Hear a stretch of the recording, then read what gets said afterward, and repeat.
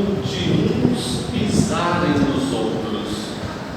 Jesus começou a falar, primeiro a seus discípulos: tomai cuidado com o fermento dos fariseus, que é a hipocrisia. Não há nada de escondido que não venha a ser revelado, e não há nada de oculto que não venha a ser conhecido.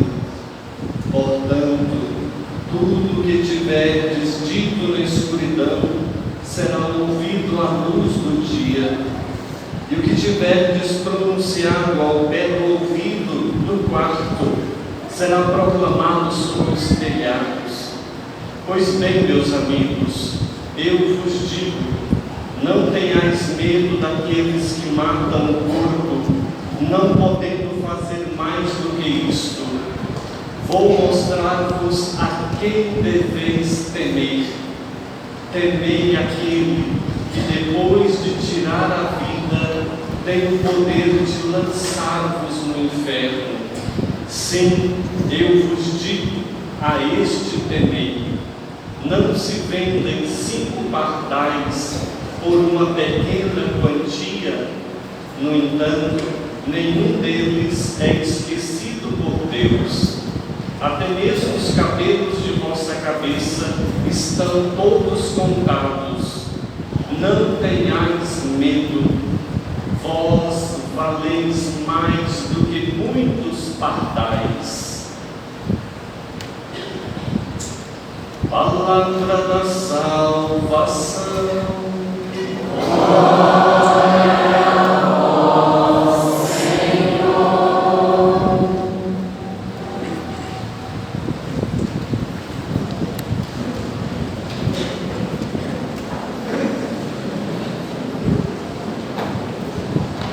Caríssimos irmãos e irmãs, queridas crianças, queridos festeiros de Santa Edviges, de Nossa Senhora do Rosário, os que nos acompanham pelas redes sociais, os que nos acompanham fora das paredes da nossa igreja, louvado seja nosso Senhor Jesus Cristo. A Igreja Católica, ela deve ser uma escola de amor, porque Deus é amor. Jesus fundou esta igreja, e se Deus é amor, então aqui tem que ser uma escola de amor. Na igreja a gente tem que aprender a ser bom, a ser melhor. Quem é melhor, a ser excelente. Na igreja nós temos que aprender o caminho do perdão. Na igreja a gente tem que aprender também a educação. Na igreja a gente também tem que aprender a humildade, saber reconhecer quando nós somos orgulhosos, vaidosos, egoístas, estressados, nervoso demais, briguento, se xinga demais, se tem inveja, se é guloso, se é muquirana, né? Ou seja, a igreja, a palavra de Deus, ela deve como que fazer uma ressonância nossa e dizer assim: olha, isso aqui está ruim, ou está bom, e saber o que podemos melhorar. Por isso que hoje é interessante a gente ouvir o Evangelho, porque começa dizendo assim: e tinha uma multidão perto de Jesus que estava pisando uns nos outros. Pensa tanta gente, aqui tem muita gente, mas não tem ninguém pisando um no outro. Agora imagine a ponto de pisar um no outro. E Jesus começa a falar aos discípulos: cuidado com o fermento dos fariseus. O que é que Jesus está querendo dizer? Cuidado com o fermento dos fariseus. Por exemplo, imagine aquela pessoa que tinha um programa malévolo na televisão chamado Malhação. Os jovens amavam esse programa, Malhação. Lembra da cabecinha? Lembra, Malhação. O jovem estava lá. O jovem que assistia aquilo ali todo dia, seguindo aquilo ali todo dia, pergunto, se tornava melhor ou pior? Pior. Melhor? Pior. O namoro dele era encaminhado para ser um namoro santo ou um namoro pecaminoso? quê? Entende? Ele podia ser uma menina inocente, podia ser um menino inocente, que não tivesse malícia no coração, mas vendo aquilo ali todo dia, bebendo um pouquinho todo dia, de repente a cabeça muda. O fermento é esse. Ou seja, todo dia você vai recebendo uma coisa, aquilo acaba mudando a sua opinião. Por exemplo, hoje a gente fala da Rede Globo. A Rede Globo é uma rede de televisão estatal. Ela está a serviço do Estado. Ela não denuncia o governo, pode olhar. Até tempos atrás denunciava tudo. Tudo era, agora já não denuncia nada. Por quê? Porque ela está alinhada, então ela só denuncia. Então, ou seja, o perigo disso para uma sociedade é muito grande, porque todas as telenovelas, quem assiste novela, está lá, o que eles querem que a gente pense, está lá na novela todo dia, e quem assiste está bebendo aquilo ali, está bebendo. Quando menos percebe, eu sou a favor disso também, mas antes não era, e não se preocupa mais se isso é contrário à fé ou não. Então Jesus está dizendo, cuidado com o fermento dos fariseus. Se você vive com uma pessoa que xinga o tempo todo tempo está com uma palavra palavrão na boca, quando você menos percebeu o que você está fazendo, xingando. Por quê? Porque você está acostumado, está ouvindo, chega um ponto que você absorve aquilo ali. Se você vive perto de uma pessoa que tem uma vida errada, cuidado, porque pouco a pouco isso pode te relaxar. Por isso que a vida dos santos nos puxa para o alto. Santa Edvígios, Nossa Senhora do Rosário. Ou seja, viver de pessoas boas. Eu fui num rancho com o papai uma vez, eu era menino, e a terra nossa estava arrendada para um trabalhador lá. E aí nós fomos lá para ver como é que estavam as coisas, e entramos no rancho, naquela época de capim e tudo. E aí o papai estava querendo um fósforo para poder acender alguma coisa lá, não sei. E eu falei, olha papai, aqui nas ripas aqui do rancho tem um fósforo. E fui pegando o fósforo. Papai imediatamente virou para mim e falou, devolve. Não é seu, não é meu, é dele. Para usar tem que pedir autorização. Aí eu fui devolvido. E a gente precisava do fósforo. E se o Davi, que era que eu estava arrendando a terra, estivesse lá, ele ia deixar a gente pegar o fósforo tranquilamente. Mas ele não estava. Então, dessas pequenas coisas, a gente também está recebendo o fermento da bondade, o fermento da honestidade. Em tudo isso, a gente está passando valores. Então, de tal maneira que Jesus adverte: cuidado com o fermento dos fariseus, cuidado com o fermento do mundo. O Papa Francisco, no início do sínodo, que agora está acontecendo, o sínodo dos bispos lá em Roma, desde o início de setembro, de outubro, até o dia 29 de outubro, o Papa, com os cardeais e bispos e leigos e leigas escolhidos do mundo inteiro, estão lá reunidos, rezando, trabalhando, estudando, para tentar pensar quais os novos rumos da Igreja Católica. Ou seja, o que mais nós podemos melhorar para responder às inquietações do homem do tempo presente, mas sem perder nada do Evangelho, sem deixar de lado a verdade que é Jesus Cristo. E aí o Papa lançou um vídeo, eu não sei se vocês tiveram acesso de ver ou não, mas ele fez um pedido, e o pedido dele foi: por favor, não estraguem esse símbolo da sinodalidade. Não estraguem, deixe o sínodo acontecer. E por que eu estou pedindo isso? Porque tivemos o sínodo da Amazônia. Quem lembra do sínodo da Amazônia? Quem lembra? Ninguém lembra ali em São Paulo e outros. Então teve o sínodo da Amazônia para pensar como a gente vai atender a região do Amazonas, que às vezes eles têm missa uma vez por ano, e olhem lá. Então, e aí imediatamente o Papa disse: tivemos o sínodo da Amazônia. E aí fizeram uma fake news. E a fake news o Papa convocou o sínodo da Amazônia para poder liberar a ordenação sacerdotal de homens casados. E aí pronto, a ala tradicional da igreja, aqueles homens de reta consciência, imediatamente já ignoraram o sínodo, demonizaram o sínodo e não quiseram nem saber. Tanto é que o sínodo da Amazônia acabou e o documento foi para a gaveta. E o Papa nunca disse que ia liberar casamento de homens casados. Desculpa, ordenação de homens casados. Ou seja, uma fake news, uma mentira, mas estragou o sínodo, manchou o sínodo, como se o sínodo fosse para aquilo. Aí depois tivemos o sínodo da família, lembra? O sínodo da família em Roma, reunidos para ver os caminhos da família. E aí soltaram outra fake news. Qual foi dessa vez? O Papa Francisco fez o sínodo da família agora para poder liberar a comunhão para casais em segunda união. Pronto, aí de novo já não quer nem saber do sínodo, engavetou tudo. Tiveram sínodo, ninguém falou desse sínodo. Por quê? Porque era para liberar a comunhão eucarística para casais em segunda união. E o Papa nunca disse isso. Então agora, não estraguem o sínodo sobre a sinodalidade. Desde o sínodo acontecer. Aí soltaram já uma fake news já. Esse sínodo da sinodalidade é para abençoar casais homossexuais. O Papa nunca disse isso. Ele disse que é para acolher. A igreja tem que acolher todos os pecadores. E o primeiro deles quem é? A igreja tem que acolher todos os pecadores. E o primeiro pecador que tem que ser acolhido quem é? Sou eu. O primeiro dos pecadores, como diz São Paulo, sou eu. Então, ou seja, o Papa não disse nada. Então, cuidado com o fermento dos fariseus.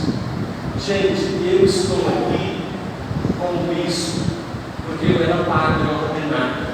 E eu fui padre porque a igreja me chamou, confirmou a minha vocação, tive formação 7 anos. Depois de 21 anos de sacerdócio, me chamaram então para o episcopado e eu escolhi enviado. Não fui eu que me auto-intitulei bispo, não fui eu que me auto-intitulei padre, não. A igreja me concedeu isso. Os ministros que aqui estão não se auto-intitulam ministros, é a igreja que chama e dá investidura. Os festeiros não estão aqui porque eu quero ser festeiro esse ano e pronto, vem aqui, tá? Não, a igreja chama, abençoa, institui. Então na igreja só pode ensinar quem tem autorização para isso. Mas na internet nós temos milhares de pessoas que estão outorgando a si o direito e a autoridade de ensinar. Cuidado com o que vocês escutam na internet. Tem o tal de Bernardo aí, que é muito seguido por muita gente, e tem muitos outros como ele, que não são enviados da igreja, não tem o mandato da igreja, não tem o estudo necessário para isso, e estão ensinando. O que eles dizem é mentira? Não, muitas coisas que eles dizem é verdade, tem que admitir que é verdade, mas a forma como é dita não é para promover a unidade, é só para promover a divisão, é colocar as pessoas contra o Papa, colocar as pessoas contra o bispo, colocar as pessoas até mesmo contra a igreja. Então por isso que tem que ter um filtro, cuidado com o que a gente escuta na internet, nem tudo é verdade. A última mesmo desse tal de Bernardo aí foi essa. Qual foi mesmo? A última do sínodo. Qual foi a última do sínodo? Que no sínodo estão falando sobre a inclusão. Então será que na igreja agora nós vamos ter que usar todos, todas e todes? Ou seja, seria ridículo que isso de verdade acontecesse. Mas o sínodo é para falar e para conversar e discutir, mas sempre pedem a luz do Espírito Santo. E lá tem homens de boa vontade, tem homens de Deus, que não vai deixar passar essas coisas, que vai filtrar e realmente aquilo que faz a diferença. Então o sínodo pode falar? Pode, qual o problema de conversar? Agora, uma coisa é o que é definido, que nós vamos ter que obedecer, aí é outra coisa. Então, para dizer, cuidado com o fermento dos fariseus, nem tudo que falam, porque você gosta desse ou daquele, comprove primeiramente quem está falando. Tudo que vem de Deus promove a unidade. Tudo que vem de Deus promove a fraternidade. E nunca o ódio ou a divisão. E temos que lembrar de uma outra coisa. Todos esses que estão aí nas redes sociais com suas falhas, quanto mais polêmico forem, melhor. Sabe por quê? Porque todos eles são monetizados. Quanto mais seguidores, quanto mais visualizações tiverem, mais eles ganham dinheiro.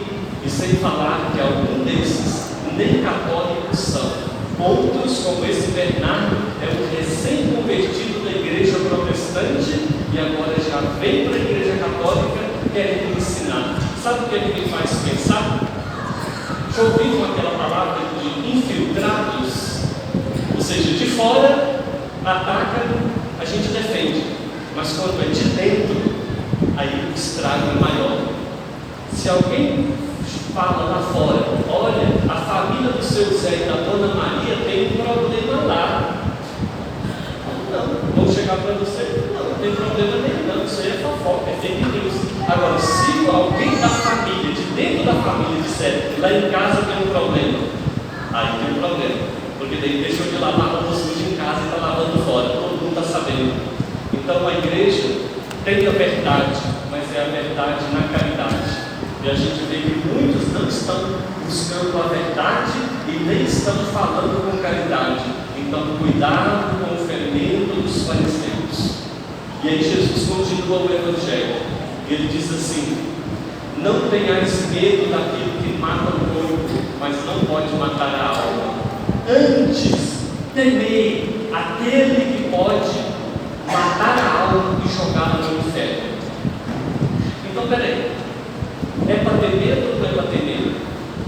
É, não é? Olha, não tenhais medo que pode matar o corpo, porque, gente, o nosso corpo, mais cedo ou mais tarde a gente vai morrer. Mesmo Silvio Santos vai morrer, viu? Apesar de tantas plásticas que a pessoa faz, um dia ela vai morrer, não tem jeito. Então isso é inevitável. Então ele fala, não tenhais medo do que mata o corpo, mas antes eu vos direi que deveis ter medo, tenhais medo do que pode matar a alma. E daquele que pode jogar a alma no inferno. Gente, quem é que pode jogar a alma no inferno? Quem é que é um juiz nosso? É Deus, não é? Então, ou seja, temei a Deus. Você não tem medo de ofender seu papai e sua mamãe? Um dia quem era que tinha vivo não tinha medo? Eu nunca quis ofender papai e mamãe. Você não tem medo de, sei lá, de ofender o outro, de transgredir e prejudicar o outro? Ou seja, se a gente tem o temor de não ofender pai e mãe, quem a gente ama, quanto mais ofender a Deus. Então, ou seja, temer antes Deus, porque Ele pode jogar no inferno. E tem outra coisa que pode jogar a alma no inferno: o pecado mortal. O pecado mortal joga a alma no inferno. Então, temer isso, porque somente, olha, a gente pode morrer de facada, Deus o livre, de tiro, de acidente, de afogamento, de alergia de algum medicamento, do coração. Ou seja, a gente pode morrer de uma infinidade de causas, mas só uma coisa mata a nossa alma, e é o pecado mortal. Só o pecado mata a nossa alma. Então é esse que nós temos que entender. E eu faço uma pergunta: você lembra quando foi que você cometeu um pecado mortal pela última vez na sua vida? Lembra? A última vez que você cometeu um pecado mortal. Por que eu estou perguntando isso? Porque Santa Teresinha, dentre tantas coisas belas que ela falou, ela diz: eu agradeço a Deus, porque na minha vida Deus não permitiu que eu cometesse nenhum pecado mortal sequer. Então, quando foi que eu cometi o meu último pecado mortal, ou eu estou em pecado mortal? Por isso, irmãos, que Jesus está dizendo: não tenha medo do corpo, do que mata o corpo, mas tenha medo do que mata a alma. E o pecado mata a alma. Por isso que a nossa vida de confissão, ela deve estar em dias. Anteontem nós sepultamos o Padre Natal, que morreu. Hoje nós sepultamos o pai do Padre Edson, que morreu. E assim a roda está girando, e nós temos que estar preparados o tempo todo. Por isso que a igreja tem que ser uma escola de amor. A igreja tem que ser uma escola onde a gente é advertido para poder alcançar a vida eterna, para se emendar das coisas que nós estamos fazendo e que não estão certas, porque nós somos cristãos, nós conhecemos a Jesus Cristo, e não adianta a gente fazer de conta que não conhece Ele, porque a gente conhece. E não adianta fazer de conta que a gente não sabe o que Ele falou, porque a gente sabe. Então, por exemplo, como é que a gente sabe Deus sabe que você o ama, que eu amo. Quando a gente fala com Ele todo dia, quem ama não quer falar com a pessoa amada todo dia, sim ou não? E várias vezes ao dia. Né? Quem ama quer falar com a pessoa amada todo dia, e se possível, várias vezes ao dia. Pergunta os namoradinhos aí apaixonados, que é namoro novo, como diz o Leonardo, para ver se não fala várias vezes ao dia. E se deixar, fica horas e nem vê o tempo passar. Então Deus sabe que nós o amamos quando a gente fala com Ele todos os dias, quando a gente participa, obedece a sua palavra. Mas como é que o marido sabe que a esposa o ama? Como é que a esposa sabe que o marido a ama? Claro que além da fidelidade, do carinho, do amor e etc. Mas tem uma coisinha que eu vi uma vez e falou, caramba, ele foi lá no cerne. Como é que o marido sabe que a esposa o ama de verdade? Se ela ficar com ele, mesmo depois que ele quebrar financeiramente. Se o marido quebrar financeiramente, e era a bancarrota, e a esposa ficar do lado dele, fiel a ele, sem trair, olha, pode grudar nela que é sucesso, porque ela é de verdade. Porque eu já vi muita mulher abandonar o marido ou trair quando ele quebrou financeiramente, de rico passou a ser pobre. Quando a vida financeira dele desandou, ele perdeu. É porque falam, né? A pobreza entra por uma porta e o amor sai pela janela. Óbvio que não seja assim, mas aí está o valor da mulher. E fica do lado do marido, mesmo quando ele está na dificuldade. E como é que a esposa sabe que o marido a ama de verdade, além da fidelidade, do carinho, de tudo? Se ela adoecer. Quando a mulher adoece, principalmente quando ela não pode mais brincar de fazer neném, e o marido fica do lado dela, sendo fiel e cuidando, pode arrochar esse menino de verdade. Cuidou dela até a morte, ama de verdade. Porque eu já vi muita mulher ficar doente e o marido começar a traí-la ou abandoná-la. Mas você já viu que mulher? Eu nunca vi uma mulher abandonar o marido doente. Eu nunca vi. Sabe o que eu já vi? Eu já vi uma mulher, não, um homem, que arrumou um amante, chutou a mulher, claro, né? Chutou a mulher, arrumou um amante e começou a viver com ela. Passou 3 anos, ele adoeceu, começou a ter um câncer. A amante dele rapidamente vazou e a mulher dele foi chutada, cuidava dele, cuidou dele até a morte. Isso eu vi, isso testemunho. Então, o marido que fica ao lado da sua esposa doente, isso é uma demonstração assim. Pode vir o que for, nunca vai abandoná-la, porque está ali junto dela, é por amor. Como é que os pais sabem que os filhos os amam de verdade? Porque tem muita gente que fala, meu filho me ama muito, aí parou de dar dinheiro para ele e pronto, esqueceu do pai. Como é que a gente sabe que o filho ama de verdade o seu pai? Na velhice. Na velhice descobre quem ama e quem não ama. Porque quem ama nunca abandona o pai. E esse abandonar não é só colocar no asilo, não, filho. Porque tem pai abandonado nas próprias casas também. O filho liga ou vai só no dia dos pais ou no dia das mães, que é mais por obrigação. Mas aquele que ama, se puder, vai todo dia. Quantos filhos que não passam na casa do pai, casado, tem a família, mas indo ao trabalho, voltando, nunca deixa de passar na casa do pai ou de ligar todos os dias para o seu pai. E principalmente na velhice, quando esse filho já tem a sua autonomia econômica e que não precisa mais do dinheiro do pai ou da mãe, e mesmo assim é o amor que o impede a estar perto. Aí está o amor do filho verdadeiro pelo pai. Como é que os irmãos, nós sabemos que nós nos amamos uns aos outros? Porque no Natal, no Ano Novo, a gente se reúne, não é? Come lá o frango assado, o peru assado. Aí a gente se ama demais, se ama demais. Qual é a prova verdadeira do amor entre os irmãos? Na hora que o pai e a mãe morrem e tem que dividir a herança, na hora da herança, a gente vê se o irmão ama mais o irmão ou ama mais o dinheiro. Ali é colocada a prova o amor entre os irmãos. Como é que um amigo sabe que o amigo ama de verdade? Na hora da dificuldade está ali junto, senão ele vaza.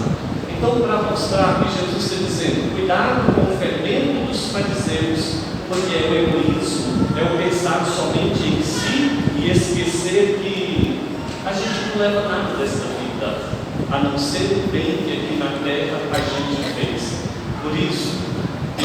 irmãos e irmãs, pensamos em intercessão de Santa Edviges, ela que é modelo de partilha e modelo de espiritualidade, porque tudo que tinha deu aos outros e sempre rezou, intercedendo para que os outros alcançassem a vida eterna como ela também. Vamos abaixar um momento a nossa cabeça, coloque a mão sobre o teu coração, vamos rezar um breve momento. Irmão, irmã, quando foi que se confessou pela última vez? Lembra da última vez que você cometeu um pecado mortal? Ele já foi confessado ou eu hoje estou em pecado mortal? E se eu morresse hoje, colocaria a minha vida eterna em risco? Ou eu estou tranquilo diante de Deus? Estou pronto para quando Ele chegar, na hora que Ele chegar? Meu irmão, minha irmã, quem é que está falando no meu ouvido? Quem é que mais fala no meu ouvido? O que é que eu estou escutando? O que eu escuto? O que eu dou atenção? O que eu estou escutando contribui para a minha santidade, para a minha fidelidade, para a minha pureza, para a minha castidade, para o meu amor? Ou me leva para o mundo contrário? Eu tenho demonstrado que amo verdadeiramente o meu marido, a minha esposa, os meus pais, os meus filhos, os meus irmãos, dando a eles o que é deles, o amor. No momento de silêncio, peça a Jesus que complete no teu coração aquelas palavras que faltaram.